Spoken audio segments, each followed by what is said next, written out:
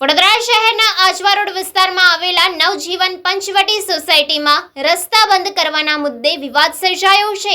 વડોદરા શહેરના આજવા રોડ નજીક પંચવટી સોસાયટી પાસે રહેતા અલ્પેશ ગાંધી જે છેલ્લા 30 વર્ષથી રહે છે, જ્યારે તેમના ઘરમાં અવરજવર કરવા માટે બાજુના મકાનમાંથી રસ્તો અવરજવર માટે રાખ્યો હતો, પરંતુ 2 વર્ષ પહેલાં બાજુમાં રહેતા મકાન માલિકે મકાન વેચી દેતા મકાન લેનાર વ્યક્તિએ અલ્પેશ ગાંધીના મકાનમાં અવરજવર કરતા રસ્તાને બંધ કરી દેવામાં આવ્યું હતું, તાળું મારી દેવામાં આવ્યું હતું। જ્યારે અલ્પેશ ગાંધીએ આક્ષેપ કર્યા હતા કે વર્ષો પહેલાં બાજુના મકાનમાંથી અવરજવર કરવા માટે રસ્તો સંમતિથી લખીને આપવામાં આવ્યો હતો, પરંતુ થોડા દિવસ પહેલાં જે કાંઈ બાજુના મકાન માલિક દ્વારા રસ્તો બંધ કરવામાં આવતા વિવાદ સર્જાયો હતો।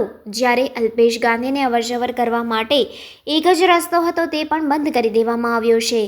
અલ્પેશ ગાંધીએ આક્ષેપ કર્યો છે કે બાજુના મકાન દ્વારા તાળું મારી દેવામાં આવ્યું છે અને અમને ખોટી રીતે બદનામ કરી રહ્યા છે। આ સમગ્ર મામલાને પોલીસ ફરિયાદ પણ કરવામાં આવી છે, ટાઉન પ્લાનિંગ વિભાગમાં પણ જાણ કરવામાં આવી છે, પરંતુ આજ દિન સુધી કોઈ નિરાકરણ ન આવતા અલ્પેશ ગાંધીએ આજે મીડિયા સમક્ષ પોતાની પ્રતિક્રિયા આપી હતી અને બાજુના મકાન માલિક ઉપર આક્ષેપો કર્યા હતા। માટેનો સંમતિથી રહેશે જ અને એ શરતે જ આપણે એમનો સિટી સર્વેમાં નામ ચડાવવાની મંજૂરી આપેલી હતી, એનો પણ લેટર આપણી પાસે છે।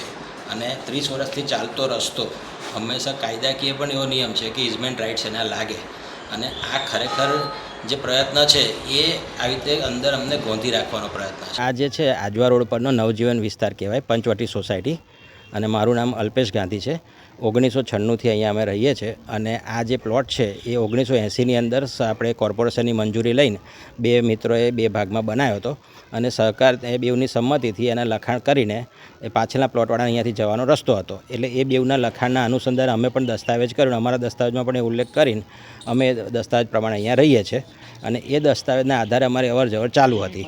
પણ આ જે નવા 2 વર્ષમાં જે ઓનર આવ્યા છે, જેને તરુલતાબેન પાસેથી ખરીદ્યું, એમની સાથેની ગેરસમજ એમને ઊભી કરીને પહેલાં અમને સાથે અહીંયા પાર્કિંગ બાબતે ઝઘડા કર્યા, ગાડીઓ કોઈ મૂકે એની ગાડીઓને નુકસાન કર્યા, એ બધું બંધ કરી પોલીસ કેસો કર્યા અમે। પછી હવે અત્યારે લઈને આવ્યા છે કે અહીંયાથી તમારે જવાનું નહીં, અને ગઈકાલ બપોર પછી એમને અહીંયા અમારો આવવા જવાનો રસ્તો લોક મારી દીધો છે।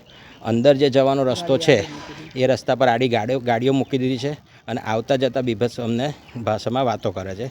હવે જો અત્યારે કોઈ ઇમરજન્સી ક્રિએટ થાય ઘરમાં, પોલીસ એવું કહેવા માગે છે કે આ સિવિલ મેટર છે, પણ ખરેખર જો આવી રીતે કોઈને ગોંધી રાખવા માટે થઈને આવી જો બળ વાપરતા હોય અને જો પોલીસ પણ મદદ ના કરે તો કાયદો કેવી રીતે અમે સાચવીએ, અને કાયદો હાથમાં લેવાનો નહીં એવી સમજણ પોલીસ આપે છે। તો એક બાજુ કાયદો લેવાનો નહીં, આવી રીતે બળ વાપરતા હોય એને કશું પોલીસ કશું ગાઈડન્સ ના આપે। આ બાબતે અમે દબાણ શાખામાં, ટાઉન પ્લાનિંગમાં બધે અરજીઓ કરેલી છે। એ લોકો જે ભાડુઆતો લાવે છે એ પણ ટૂંક સમય માટે ગમે તે પ્રકારના ભાડુઆતો લઈ આવે છે, એની અંદર ક્યારેક વેપારિક અંદર વૃત્તિઓ પણ ચાલતી હોય છે, એ લોકોનો જે ધંધો કરાવતા હોય છે, કંઈક ને કંઈક એમનો કંઈક વેપારનો ધંધો। આ ઉપરાંત નોનવેજ ને એવું બધું ખાનારા ભાડુઆતો લાવે, અહીંયા આજુબાજુ બધા તે ધાર્મિક માણસો છે અને નોનવેજનું વધુ વસ્તુઓ બહાર ફેંકવાની, એની કોઈ ગંદી સ્મેલ આવવાની, આવો બધો ન્યુસન્સ ઊભો કરીને સરવાળે ઓવરઓલ આમનું એવું દેખાય છે કે આવી રીતે પાછળ ફસાઈને સસ્તામાં અમારી મિલકત પડાવી દેવા માટે થઈને આ બળ પ્રયોગ કરી રહ્યા છે, અને એમની પાછળ કોઈક પ્રકારનું એવું બેકિંગ છે કે જે આમને પોલીસ ખાતામાં સપોર્ટ કરી રહ્યું છે, અને પોલીસ એના લીધે થઈને ગેરસમજમાં દોરવાઈ રહી છે। અલ્પેશ ગાંધી।